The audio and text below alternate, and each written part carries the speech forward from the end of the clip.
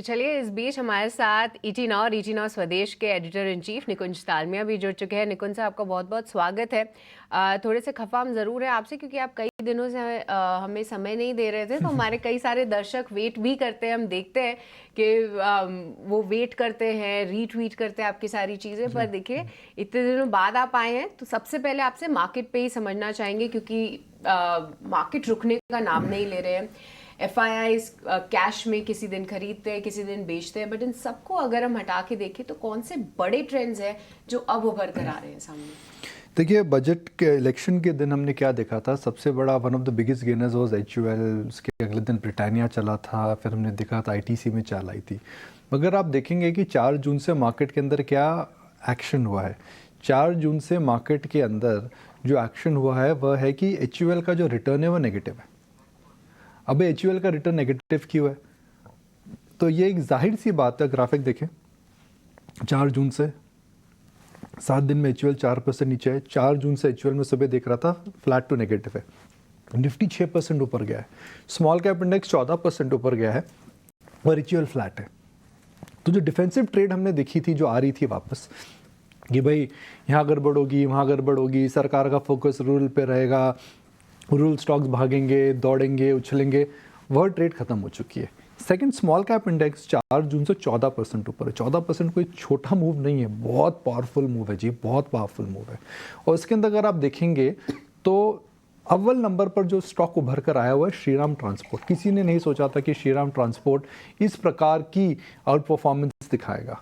तीसरा, अगर आप देखें PSU इंडेक्स के अंदर जो अव्वल नंबर का स्टॉक उछल कर आया वह मझगांव शिपयार्ड। तो मार्केट आपको क्या कह रहा है भाई? 4 जून से पहले जो मार्केट था वही इस समय मूड है। शॉर्ट कवरिंग की वजह से हम FNO और निफ्टी के अंदर देख रहे हैं एक्शन आ रहा है। मार्केट के अंदर जो डिफेंसिव ट्रेड थी, डर वाली ट्रेड थी, वह खत्म हो चुकी है एंड मार्केट कह रहा है कि बैक टू नॉर्मल, इलेक्शन खत्म, बजट की बातें चालू करो।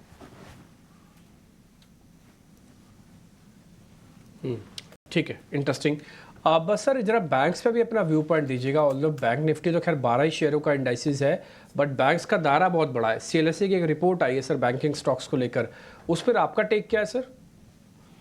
देखिए, ऑब्वियस बात ही कह रहा है, DP उसके अंदर नया नहीं है, मगर CLSA एक बड़ा हाउस है तो उसकी ज़रूर बात करनी चाहिए। वह ये कह रहे हैं कि भाई ये सस्ते हैं, अच्छे हैं और आउट परफॉर्मेंस के लिए रेडी हो रहे हैं। अगर आप देखें पिछले 1 महीने में, और एक बहुत ही इंटरेस्टिंग डेटा पॉइंट मैं देख रहा था, SBI और HDFC बैंक को कंपेयर करें लास्ट 1 महीने से, बड़ा इंटरेस्टिंग डेटा आपको देखने को मिलेगा। अभी मैं सुबह देख रहा था जब मैं 89 में था, तो 1 महीने के अंदर SBI वर्सेस HDFC बैंक, अगर आप उसको कंपेयर करेंगे तो HDFC बैंक के अंदर सटल आउट परफॉर्मेंस दिखने को मिल रही है। डायरेक्टर साहब फायर करें प्लीज़। सटल आउट परफॉर्मेंस देखने को मिल रही है, और जब आउट परफॉर्मेंस आपको देखने को मिलती है तो इसका मतलब ये देखिए, SBI 1 महीने में 1% 3% ऊपर है, HDFC बैंक 10% ऊपर है। तो सटल आउट परफॉर्मेंस अब आपको देखने को मिल रही है और मुझे लगता है आउट परफॉर्मेंस धीरे धीरे बढ़ती रहेगी। तो 1 महीने के अंदर आपको छोटी आउट परफॉर्मेंस दिखेगी, 3 महीने के अंदर आपको और बड़ी दिखेगी, और 1 साल के अंदर आपको लगेगा कि एक मैसिव आउट परफॉर्मेंस आ रही है। तो मैं ये नहीं कह रहा हूँ कि PSU बैंक्स गिरने वाले, मैं कह रहा हूँ कि आउट परफॉर्मेंस आने लग जाएगी। तो आई थिंक CLSA उसी बात को इंडोर्स कर रहा है, उस बात से मैं तो पूरा सहमत हूँ। बिल्कुल। तो प्राइवेट बैंकों पर नज़र रखिए, जैसा कि CLSA का भी कहना है। निकुंज सर, गुड मॉर्निंग।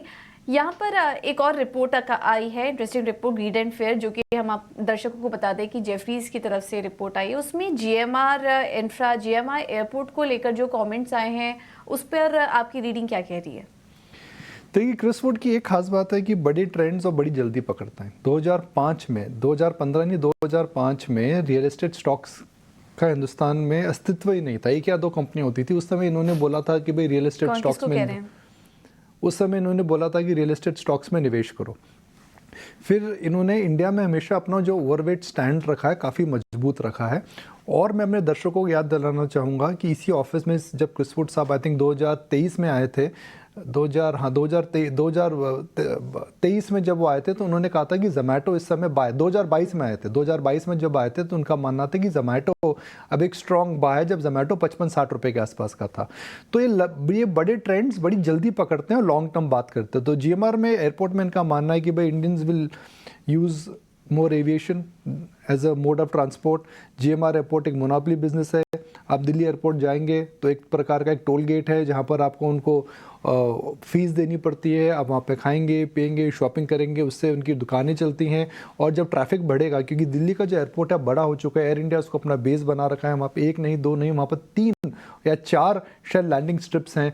तो जो बेस बड़ा बन रहा है, एयरपोर्ट के अंदर एक्टिविटी ज़्यादा होने वाली है और इंफ्रास्ट्रक्चर डेवलपमेंट हो रहा है, तो GMR जैसा जो बिजनेस है वह आने वाले समय में चलता ही रहेगा।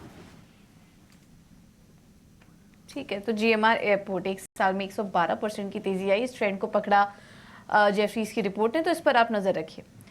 निकुंज sir, thank you so much आपका समय देने के लिए और बाजार पर स्टॉक स्पेसिफिक एनालिसिस हमारे लिए करने के लिए। Thank you so much. आगे बढ़ते हैं और स्टॉक स्पेसिफिक चर्चा और जो खबरों वाले शेयर्स हैं उन पर चर्चा को आगे बढ़ाते हैं। और एक और स्टॉक जो कि आज खबर में है वो है वोडा आइडिया। वोडाफोन आइडिया कल 2% नीचे था, लेकिन आज कुछ रिपोर्ट्स भी आ रही हैं और खबरें भी हैं स्टॉक में।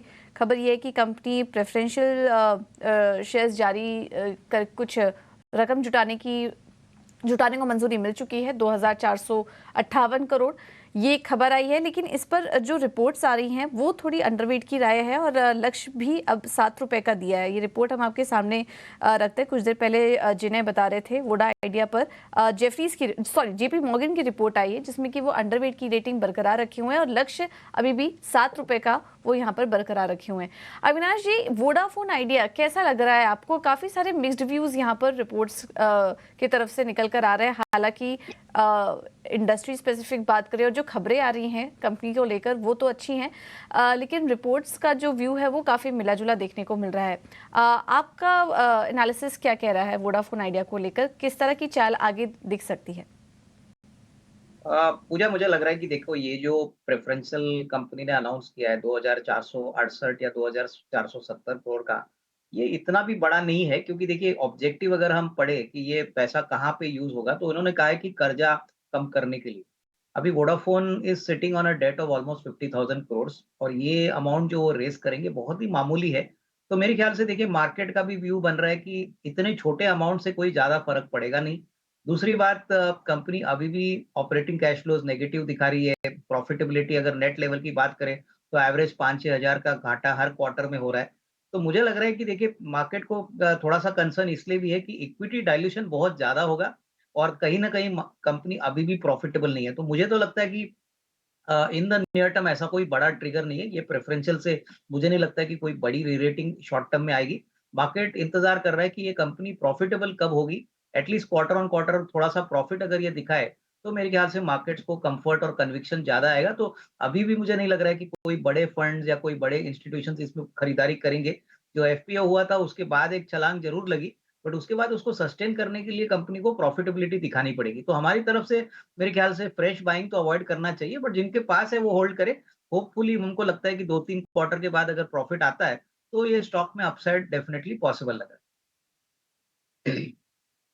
तो फ्रेश बाइंग करने की जल्दबाजी ना करें, क्योंकि अक्सर हम देखते हैं कि कोई भी गिरावट आती है, रिटेल फेवरेट स्टॉक है ये, वो एंट्री लेने की यहाँ पर कोशिश करते हैं, लेकिन थोड़ा वेट कीजिए, नतीजे आने दीजिए। अविनाश जी ने जो पॉइंट हाईलाइट किया कि कंपनी के 1-2 क्वार्टर के रिजल्ट आने दीजिए, उसके बाद यहाँ पर कोई रणनीति बताइए। तो फ्रेश खरीदारी या फ्रेश एंट्री की तो सलाह नहीं है, लेकिन जिनके पास है वो बने रह सकते हैं स्टॉक में, उनके लिए कोई दिक्कत नहीं है।